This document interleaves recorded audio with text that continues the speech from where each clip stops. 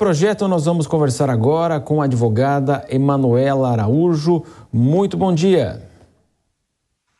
Bom dia, Matos. Prazer tê-la conosco aqui. Como é que a senhora avalia essa decisão acertada da Câmara? Existe agora expectativa de que também haja análise ainda do Senado Federal. Isso. Bom, do ponto de vista jurídico, eu acho uma proposta louvável, porque o artigo 4º do Estatuto da Criança e do Adolescente diz ser dever da família, da sociedade e do poder público a efetivação dos direitos com absoluta prioridade. Então, a garantir a vida, a saúde, a educação, ao lazer e a outros direitos fundamentais. Então, do ponto de vista jurídico, já temos um viés confirmatório de políticas públicas realizadas pelo Estado. Também conosco nessa entrevista o Diogo Schelp. Diogo. Doutora, bom dia. Doutora, na explicação apresentada pelo deputado, né, ele fala sobre uma hipótese em que uma família, uma outra família, acolha a criança, né, filha da vítima de feminicídio, e que então receba essa pensão, né, para auxiliar aí na criação dessa criança. Podem ocorrer situações de oportunismo, ou seja, famílias em situação de vulnerabilidade que apenas recebem a criança para poder receber essa pensão e que isso não garanta necessariamente que a criança, né, que é de fato a beneficiária, seja atendida, seja beneficiada. Quer dizer, há alguma forma de coibir, evitar esse tipo de situação? Bom, nós sabemos que, querendo ou não, há essas situações, são situações recorrentes, a maioria das vezes. Então, temos que ter uma vigilância maior, atender a requisitos necessários. Eu acho que depois de concedido o benefício, eu acho que deverá a família que acolheu essa criança passar por uma avaliação, passar por uma rigorosa preenchimento de requisitos para que não haja necessariamente essa questão que você pontuou. Exatamente. Emanuela, nessa semana nós tivemos até aqui o Dia Internacional da Mulher, fizemos uma série de reportagens aqui no Jornal da Manhã, segunda edição, e me chamou a atenção, né, o número de agressões. 18 milhões de mulheres foram agredidas no ano passado. Então a gente sabe que, infelizmente, essa realidade do feminicídio ainda é muito latente aqui na sociedade brasileira. Sim, Matos, é verdade. Então, do ponto de vista técnico, em linhas gerais, o feminicídio nada mais é que o assassinato de mulheres em situação de violência doméstica e familiar e também em razão da discriminação ou menosprezo da condição de gênero. Só no ano passado houve uma crescente nos dados estatísticos, foram registrados mais de 1.400 casos de feminicídio, o que nos dá uma porcentagem de a cada 6 horas uma mulher é assassinada no Brasil, vítima de feminicídio. Lamentavelmente, né, Schelp? Exatamente. Doutora, é óbvio que essa lei procura compensar, de alguma forma, um dos efeitos, uma das consequências nefastas do feminicídio, mas não impede, não é uma lei que evita propriamente esse tipo de crime. O que existe hoje em dia que, de fato, serve para coibir esse tipo de crime no Brasil? Bom, na verdade, os aumentos de casos de feminicídio nos dá um espectro de machismo. As causas são, reiteradamente, discursos de ódio, intolerância. Então, não se trata, portanto, de ausência de leis penais para a coibição do crime de feminicídio, porque essa matéria já vem sendo tratada desde 2006, com o advento da Lei Maria da Penha, que foi um grande avanço legislativo. Então, houve um impacto histórico-social na questão de proteção à mulher com a Lei Maria da Penha, e também com a Lei 13.104 de 2015, que foi responsável por inserir o crime de feminicídio como qualificadora no crime de homicídio, o artigo 121 do Código Penal, e também incluiu no rol de crimes hediondos.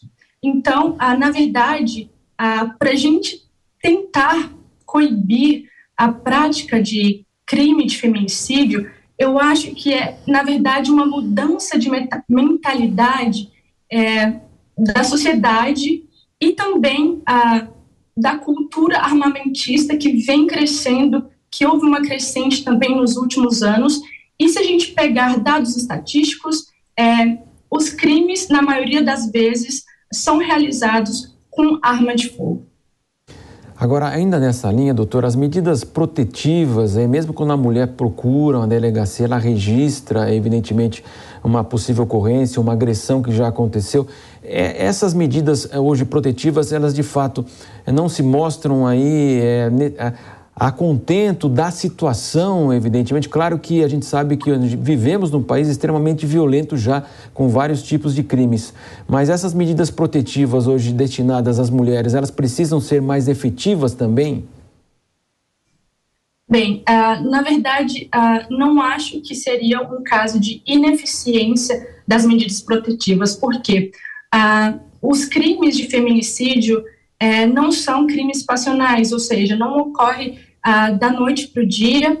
Então, há uma sequência de condutas, de atos, que na verdade começa com ofensas, humilhação, ciúmes excessivo, sentimento de posse, e que vão evoluindo para uma agressão física e, por fim, chega à fatalidade do crime de feminicídio. Ou seja, não vejo a ineficiência das medidas protetivas. Na maioria dos casos, as mulheres ainda se sentem coagidas ou se sentem temerosas para denunciar seu companheiro, seu parceiro. Então, no último caso, quando elas vão denunciar, já é tarde demais. Diogo Schelp. Doutora, a senhora falou em cultura, né, do machismo, a cultura da violência contra a mulher, um problema aí que mesmo com as leis mais rígidas que existam no Brasil, enfim, acabam levando a situações como essa extremas.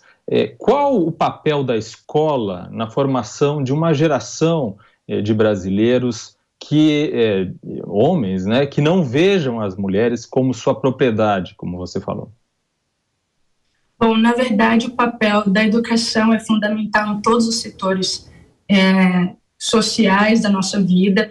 Então, eu acho que, além do projeto de lei que está sendo, agora vai para análise no Senado, eu acho que deveria, por parte do Legislativo, inserir alguma política, algum projeto que tenha em todas as escolas ensinamentos de gênero, de respeito às mulheres, de respeito, de convívio à sociedade, de igualdade, de equidade. Então, o papel da escola e da educação é fundamental em contrapartida às leis, porque leis referente a essa matéria nós já temos, e não é pela ineficiência delas que há esse aumento do crime de feminicídio. São outros fatores intrínsecos à sociedade, que estão enraizados, infelizmente, ainda na nossa sociedade, que levam a esse aumento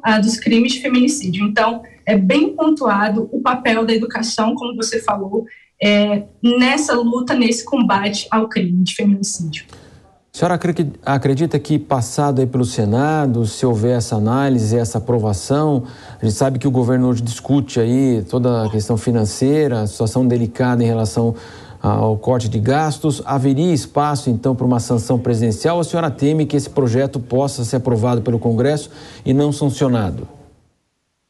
Bom, eu acho que existe, sim, uma chance de passar pela sanção presidencial, porque, como bem explicado na matéria e também no projeto de lei, já houve uma preocupação com pesquisa, né, com impacto, qual seria o impacto orçamentário que esse projeto de lei iria ocasionar. Então, tem-se que no ano de 2023, o impacto orçamentário geraria em torno de 10 milhões e meio, no ano seguinte em torno de 11 milhões e em 2025 em torno de 12 milhões. Então, eu acho que sim, a Câmara já vem estudando como seria feito essa questão e como iria impactar em questões orçamentárias nos cofres públicos. Então, eu acho sim que há uma grande margem de ser aprovado pelo Senado e também de passar pela sanção presidencial. Diogo Schelp. Essa pensão seria retroativa para casos já ocorridos de feminicídio, ou seja, de órfãos de feminicídio que já ocorreram, ou apenas para aqueles que ocorreriam após a sanção presidencial dessa lei? Bom, na verdade, isso não ficou explicado no projeto de lei. Eu acho que, na verdade, essas alterações vão ser feitas de acordo com a movimentação legislativa, mas eu acredito que sim, que deve ser retroativo a crimes anteriores e, quando passar a viger a lei, a partir de então, todas as pessoas, todas as crianças e adolescentes que se sentirem aptas a receber esse benefício e a prestar e poder receber esse auxílio. Emanuela Araújo participando conosco, muito obrigado pela participação da senhora. Eu que agradeço, bom dia.